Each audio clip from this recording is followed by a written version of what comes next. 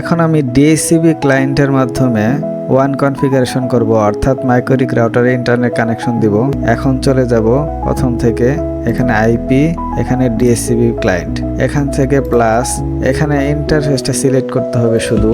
এখানে আপনারা জানেন যে আমি ইথার 7 এ আইএসপি থেকে যে কেবলটা আসছে, অথবা ট্রেনিং পারপাসের জন্য বলছি যে আমি যে রাউটার থেকে আমি ট্রেনিং রাউটারে ইথারনেট কেবল দিয়ে কানেকশন করছি সেই পোর্টটা আমি এখানে সিলেক্ট করব। এখন জাস্ট অ্যাপ্লাই, ওকে।